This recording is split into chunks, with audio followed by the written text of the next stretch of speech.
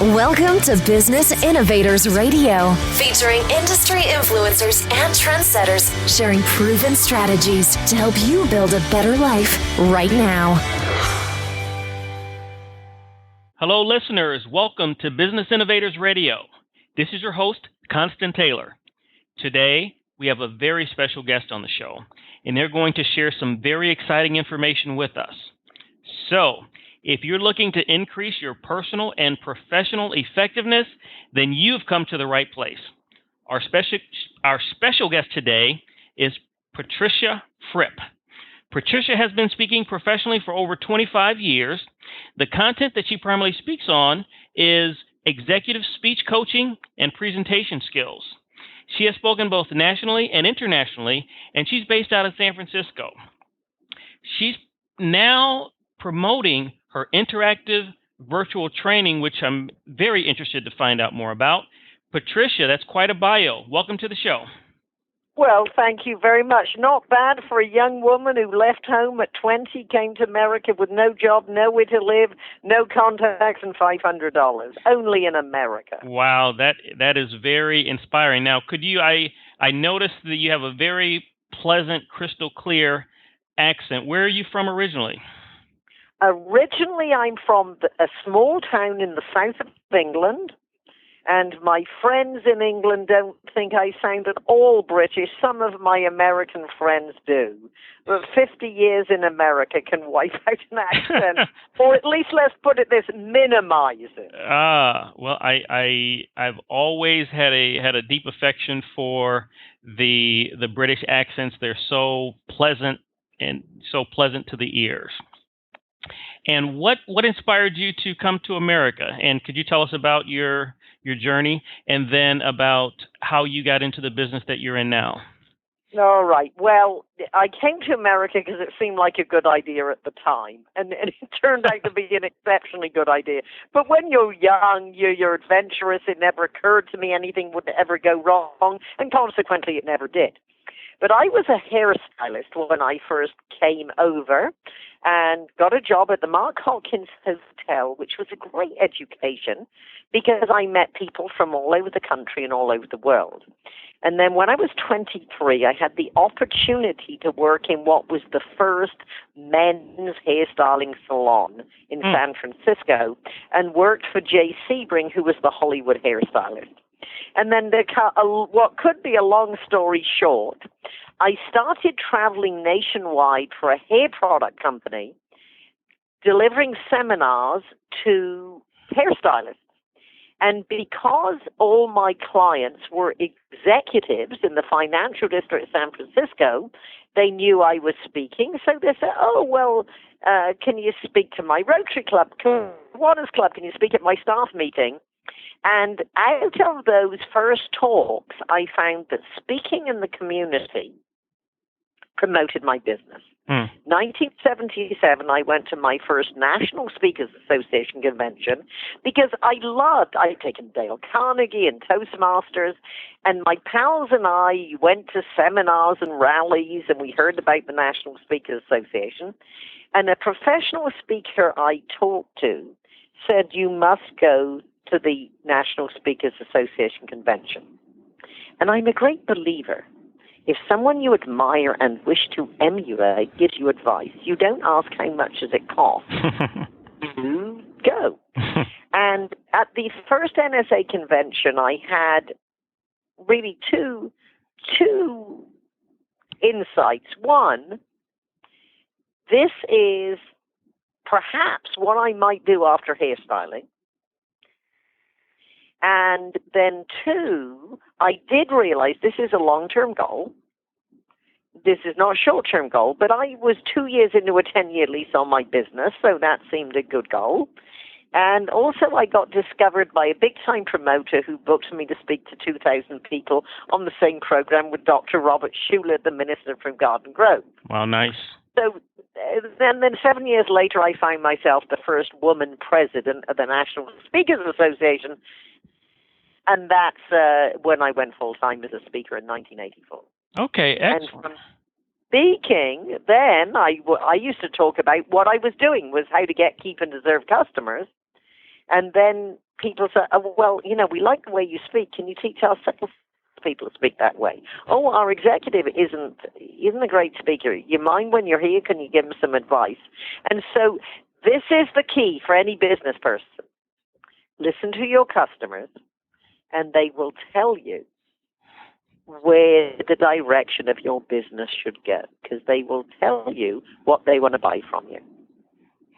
Excellent. Now, here is a thought-provoking question, because that absolutely works 90+% of the time. What about that 10% where you've got a product like Apple had, where there was no market for, let's not even talk about the iPhone yet, but there was no market for it. Well, there was a market for the iPod, but there was no market for the iPhone when it first came out, and you're actually creating a market, so your customers don't even know what they want yet.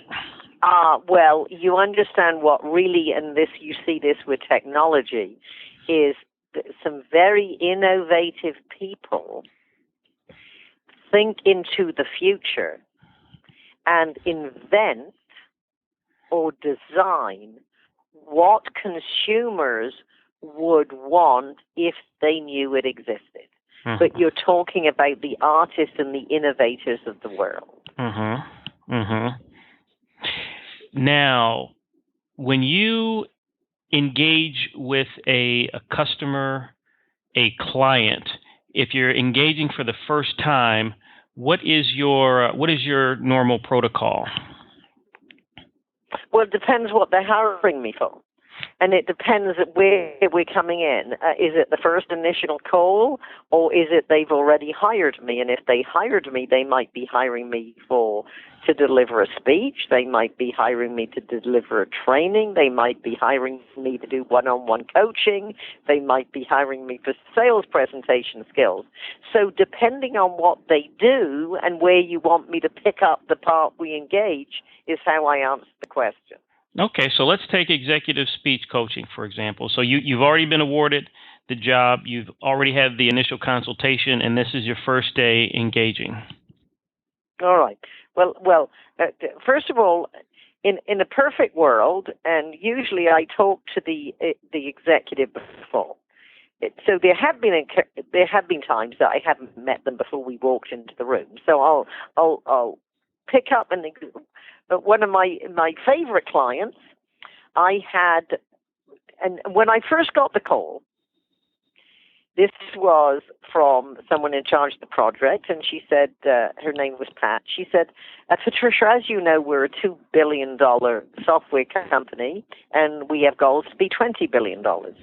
The work you have done with our engineers and our executives preparing people for our convention in Las Vegas, where we have 1,500 salespeople from around the world, and it's very important that they know that you're working with the right company at the right time and your future is bright. Our strategy is good, and as you know, 40% of them were acquired. They did not choose to work with us. And so what we would like you to now do is work with our president. He's not a bad speaker. He's an engineer, little shy. And this is not a company who has any corporate rock star speakers. Can you work with our president and turn him into a rock star? And you got 4 hours. So when we walked in the room, I said, how did you do? If you had one sentence rather than 45 minutes, what would you say? He said, this is a brand new company. I said, great. Now, write this down. This is your opening line. Welcome to a brand new company. Now, what makes it a brand new company? You know, it wasn't the salespeople who decided. And he said, well, it was the board of directors. Well, where were they? Well, we're at the boardroom in Paris. And Arnold, who'd been on the board for 10 years, said, Bernard, what do we do once and forever to grab the market share? And I told him we can do this or that or take the boldest move ever and buy our competition, which is what we did. So you see, what I do, I get people to focus on what is the central theme of your conversation.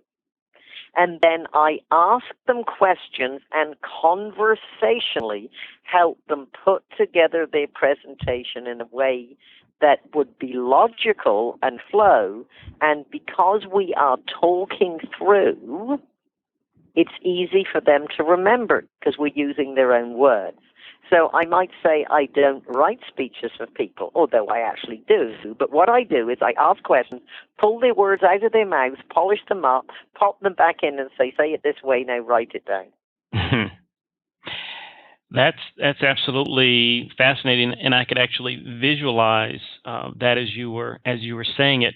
And that you actually, what I usually do is ask people to give a business case of something that they actually went through, and you actually did that. So you actually and then the end of the story, because everyone likes the end of the story. All I can say is I wish you had been sitting next to me in the front row of the Bellagio Hotel. As this wonderful, magnificent man walked out and delivered a 45-minute speech with no notes and only 4 slides. And he was funny and dramatic and walking around in the coffee break, hearing people say, "What happened to Bernard?" Wow. He's been Frippnatized. Wow. Frippnatized. I love it. I love it. I love it. I love your, I told you before the interview that I absolutely love your website. It's clean. Thank you. Professional. But the name Fripp, it's so, I love it. It's almost like, it's not Google, but it's also one of those names where you can do a lot with it marketing wise. So that's. Oh, definitely. And my dear, how I often close my presentations is how I will close our interview. So when you ask me, what is your last thought? I'll show you what I do with my name and challenge others to do the same with theirs. Okay, excellent, excellent. Now, what has been your most challenging, since you've been since you've had your own business, has been your most challenging situation, and how did you overcome that? Well, it's ongoing. Time management. When there's running a small business, which this is what it is. It's in working on multiple projects for multiple clients. It's overwhelming. I'm looking at my email, and I know I'm not the only person who walks in my office. I got so many priorities, I almost don't know where to start. So that's the biggest challenge. And all I can say is you can get some help for some areas, but how the hell you ever catch up with your email, I'm still working it out. And I had another thought that I want to jump back to the last presentation with the CEO. You don't seem like the person who would need to have somebody pat you on the back or get a phone call and say, "Hey, you did a good job." But did you ever get anything back from him or his office saying, "Hey, thank you for what you did. That was awesome"? Well, yes, and more business is always a good way to say, "Well, absolutely. That is that's numero uno." Okay, so could you talk a little bit about your interactive virtual training? That sounds very intriguing to me. I'd like to know more about it, and I'm sure the yes. So, for example, if we look at my biggest problem is time management. You look for individuals and companies. People know that we always need to train our teams, or individually we have to prepare ourselves. And when it comes to the area of presentations or sales presentations or leadership presentations, I've created a very high caliber, content-rich, but very engaging way how people can improve easily, conveniently, and quickly.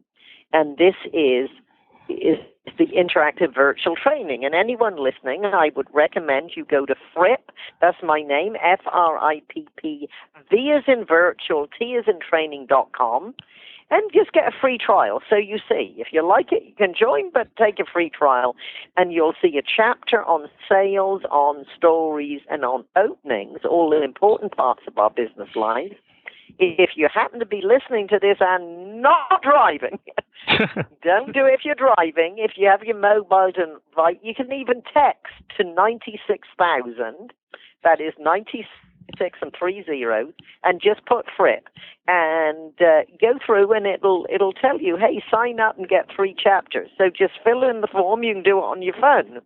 Anyway, companies, especially with their workforce in various locations around the world, and especially you want people trained fast, you don't have time to bring them to a location, then a virtual seminar where we're training them online, they can still see me, and often I can see them, or if it's virtual, they can see me, and there are hundreds of them, I can't see them, but I know they're there, and then show them how to use the interactive virtual training that has testing and tracking and monitoring built into the system, because it is very cost effective. Now, even if you have in-person training, it is one of the dirty, unspoken secrets of the training industry, is that the best training with an engaged audience, couple of weeks they'd forgotten probably 70% of what they learned, and they were interested in learning it. Mm-hmm. So all learning has to have repetition and reinforcement. Mm-hmm. And so that is where the virtual training, either as a standalone option or reinforcement for in-person training, is the best way to go. Okay, excellent. Now, as we bring this interview to a close, what closing message would you like to leave with the listeners? Well, one, of course, all learning takes repetition and reinforcement. Go to frippvt.com and take your trial. And I certainly hope all your listeners will remember me, Fripp. However, much more important than remembering me, remember what Fripp stands for. Frequently reinforce ideas that are productive and profitable. Outstanding. Now, if they would like to get in contact with you, what is the best way to do that, or your organization? Well, they can certainly go to my website, fripp.com, and fill in a form, or they can pick up the phone. But if they wanted to email me, why don't they email me at pfripp@fripp.com. So P as in Patricia, F, Freddie, Richard, Isaac, Peter, Paul, at fripp.com. Excellent. Patricia, thank you so much for coming on the show. This has been one of the more enjoyable interviews that I have had in a while. I appreciate it, and the listeners appreciate it. Well, thank you for the invitation. Thanks for listening to Business Innovators Radio. To hear all episodes featuring leading industry influencers and trendsetters, visit us online at businessinnovatorsradio.com today.